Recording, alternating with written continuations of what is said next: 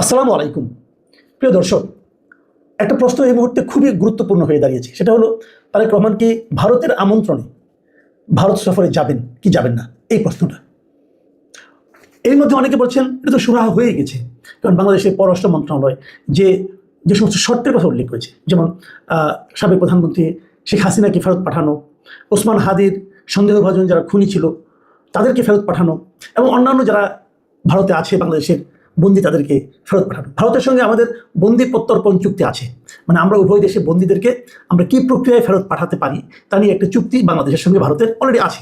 সেই চুক্তির আলোকেই ফেরত পাঠাতে হলে অন্য কোনোভাবে পাঠানো যাবে না। তো সেইগুলো ফেরত পাঠানোর কথা বলা হচ্ছে। বাংলাদেশ জানিয়েছে যে তারা বিব্রত কোথায়, যে ভারতে বসে বাংলাদেশের সাবেক প্রধানমন্ত্রী শেখ হাসিনা তিনি প্রেস কনফারেন্সে অংশ নিচ্ছেন, এবং এই অংশ নেওয়ার মাধ্যমে ওখানে বসে তিনি বাংলাদেশের বর্তমান সরকারের বিরুদ্ধে নানা ধরনের কথা বলছেন। এই বিষয়গুলো বাংলাদেশের জন্য বিব্রতকর, এবং এই ধরনের বিব্রতকর পরিস্থিতি বজায় রেখে টিকিয়ে রেখে তারপর সেখানে কিন্তু আমাদের প্রধানমন্ত্রীর পক্ষে সেই দেশ সফর করা সহজ নয়, সম্ভব নয়। এই ধরনের কথা বাংলাদেশের পররাষ্ট্র মন্ত্রণালয়ের পক্ষ থেকে দুদিন আগে স্পষ্টভাবে জানিয়ে দেওয়া হয়েছে। এখন এই জানার প্রেক্ষিতে ভারতের রিয়াকশনটা কি?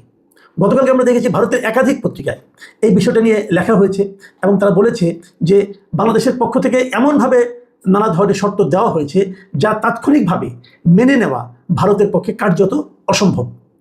এবং তারা যে টাইমস অফ ইন্ডিয়া তারা একটা রিপোর্ট করেছে, যেখানে তারা শিরোনাম করেছে যে Bangladesh set tough riders for PM Tarique Rahman's visit to India. এর মানে হলো, যে সহজ বাংলা যদি আমি বলি, যে প্রধানমন্ত্রী তারেক রহমানের ভারত সফরের জন্য কঠিন শর্ত দিয়েছে বাংলাদেশ। আর ইন্ডিয়ান এক্সপ্রেস তারা যে শিরোনামটা করেছে সেখানে বলা হয়েছে send Hasina back, Bangladesh red line for PM Rahman's visit. মানে শেখ হাসিনাকে ফেরত পাঠাও, প্রধানমন্ত্রী তারেক রহমানের জন্য সফরের জন্য বাংলাদেশের চূড়ান্ত সীমারেখা। মানে শেখ হাসিনাকে ফেরত না পাঠালে তারেক রহমান ভারতে যাবেন না। প্রশ্ন হচ্ছে যে তারেক রহমান ভারতে যাবেন কেন? এই প্রশ্নটা কিন্তু আছে, আমি প্রশ্নটা একটু পরে আলোচনা করবো, কিন্তু আমি ওই পত্রিকাগুলোর ভেতরের খবরটা একটু ডিটেলে একটা বিষয় অন্তর্ভুক্ত বলি। টাইমস অফ ইন্ডিয়া যে প্রতিবেদনটা করেছে সেখানে তারা দাবি করেছে যে বাংলাদেশের ভেতরে যা কট্টরপন্থী যে গোষ্ঠীটা আছে, মানে তারা জামাত ইসলাম এবং তার মিত্র এনসিপির কথা বলেছে আর কি, যে তাদের ক্রমবর্ধমান চাপের কারণেই ঢাকা থেকে নয়াদিল্লিকে এমন কঠিন শর্ত দেওয়া হয়েছে। তার মানে যে শর্তটা দেওয়া হয়েছে যে তারেক রহমান কখন যাবেন, কিভাবে যাবেন, কি করলে যাবেন, সেই শর্তগুলো এই পত্রিকার যারা বিশ্লেষক তাদের মতে এই শর্তগুলো মূলত জামাত ইসলাম এবং এনসিপির চাপের কারণে সরকার দিয়েছে। খেয়াল করুন, এখানে কিন্তু বিএনপির কথা বলা হয়নি। এবং আমি আরও লক্ষ্য করেছি ভারতেরও আরও কয়েকটা মিডিয়াতে ভারতের একজন বিশেষ আপনার কূটনীতিক বিশেষজ্ঞ তিনি একটা কথা বলেছেন। সেই কথাটা হলো, উনি বলেছেন যে এইবার যদি তারেক রহমান ভারতে না যায় তাহলে হয়তো একটা বিরাট সুযোগ দুই দেশে হারাবে, এবং তিনি বলেছেন যে এর মাধ্যমে দুই দেশের যোগাযোগের পথও বন্ধ হয়ে যেতে পারে। এই ভদ্রলোকের নাম হলো বিদ্যাভূষণ সোনি, তিনি ভারতের একজন কূটনীতিবিদ। তিনি যে কথাটা বলেছেন আমি আপনাদেরকে একটু ভারতীয় বার্তা সংস্থা ANI-কে দেওয়া একটা সাক্ষাৎকারে তিনি আরও অনেক কিছু বলেছেন, এবং উনি বলেছেন যে উনি নিজে এখনও তারেক রহমানের এই সফর নিয়ে তিনি খুবই আশাবাদী। এবং তার ভাষায় আমি যদি আপনাদেরকে পড়ে শোনাই, উনি বলেছেন যে তারেক রহমান ভারতে না এলে এই সুযোগ হারিয়ে যেতে পারে, এবং দীর্ঘ সময়ের জন্য দুই দেশের মধ্যে যোগাযোগের পথ খোলা নাও থাকতে পারে। এটা ওনার বক্তব্য। এই কথা উনি কেন বললেন দেখেন, উনি যে বাংলাদেশের যে সরকারের পক্ষ থেকে যে সমস্ত বক্তব্য দেওয়া হয়েছে পররাষ্ট্র মন্ত্রণালয়ের পক্ষ থেকে, এই সম্পর্কে উনি বলেছেন যে দুই দেশের সরকারি মুখপাত্ররা এখন পর্যন্ত যেসব বক্তব্য দিয়েছেন সেগুলো মূলত রাজনৈতিক বক্তব্য। তবে দুই দেশের রাজনীতিবিদরা এই বিষয়ে সরাসরি কিছু বলেননি, তাই তারেক রহমানের ভারত সফরের সম্ভাবনা এখনও রয়েছে বলে তিনি মনে করেন। এবং তার মতে ভারত বাংলাদেশের মধ্যে যোগাযোগ বাড়ানোর এই সুযোগ কোনোভাবে হাতছাড়া করা উচিত নয়। তিনি বলেন, মানে তারেক রহমান যদি না আসেন তাহলে এই সুযোগটি হারিয়ে যাবে, দীর্ঘ সময়ের জন্য এই যোগাযোগের পথ খোলা নাও থাকতে পারে।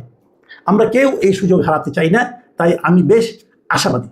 এবং তিনি আরও কিছু কথা বলেছেন। উনি যেমন বলেছেন যে উনি মনে করেন যে তারেক রহমান এবং বিএনপি তারা এখন পর্যন্ত ভারতের বিরুদ্ধে সরাসরি কিছু বলেনি। যে জিনিসটা নাকি ডক্টর ইউনূসের সময় এই অভিযোগটা ভারত কিন্তু করতো, যে ডক্টর ইউনূসের সরকার সরাসরি ভারত বিরোধী কথাবার্তা বলতেন, কিন্তু তারেক রহমান এবং বিএনপি সরাসরি ভারতের বিরুদ্ধে তেমন কিছু বলেনি।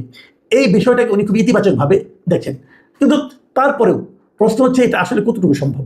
দেখুন, ভারত সফরে তারেক রহমানের যাওয়া না যাওয়া নিয়ে যে সমস্ত শর্ত পররাষ্ট্র মন্ত্রণালয় দিয়েছে, ধরা যাক এটা সত্যি এবং তারেক রহমান গেলেন না, তাহলে কি ভারতের সঙ্গে আমাদের সম্পর্ক, বাণিজ্যিক সম্পর্ক সব নষ্ট হয়ে যাবে?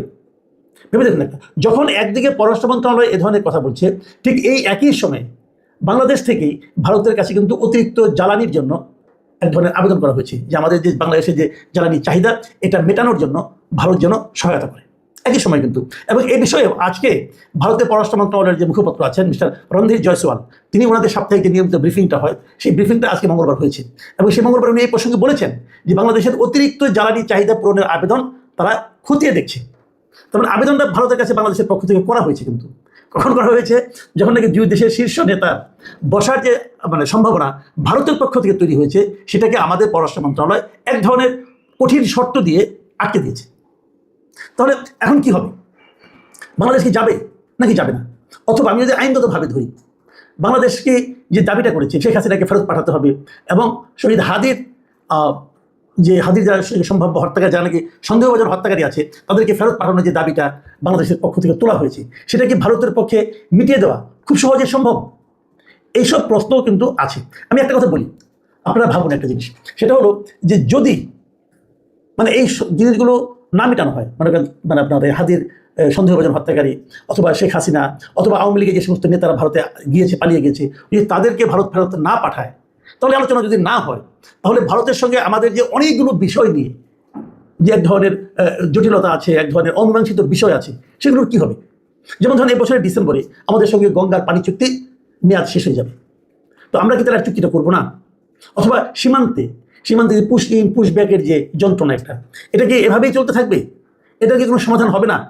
অথবা বাণিজ্য, আমাদের প্রচুর বাণিজ্য, আমরা ভারতে রপ্তানি করি, ওরাও আমাদের এখানে রপ্তানি করে, আমরা আমদানিও করি, রপ্তানি করি, আমদানি করি বেশি। আমদানিটা কেন করি? আমাদের প্রয়োজন বলেই তো করি। তো সেগুলিকে আমরা আমদানি করতে পারবো না। ভারতের সঙ্গে আমাদের বিদ্যুৎ, ওরা আদানি থেকে আমরা বিদ্যুৎ নিই প্রতিদিনই, যে বিপুল পরিমাণ বিদ্যুৎ আমদানি, এটা কি বন্ধ হয়ে যাবে? দেখুন, এগুলো সবগুলি হয়তো চলবে। যেমন আজকেও আমরা দেখলাম, আজকেও ভারতের একটা বাণিজ্য প্রতিনিধি দল তারা বাংলাদেশে এসেছে, তারা এসে বাংলাদেশের সঙ্গে অলরেডি মিটিং করছে।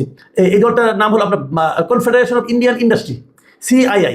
এরা প্রস্তাব করেছে যে বাংলাদেশে ভারতের বাণিজ্য ও বিনিয়োগ সম্পর্ককে আরও এগিয়ে নিতে একটা ডিজিটাল ট্রান্সফরমেশন এবং অবকাঠামো বিনিয়োগ এবং অর্থায়ন নিয়ে দুটি যৌথ ব্যবসায়িক টাস্ক ফোর্স গঠনের তারা প্রস্তাব দিচ্ছে।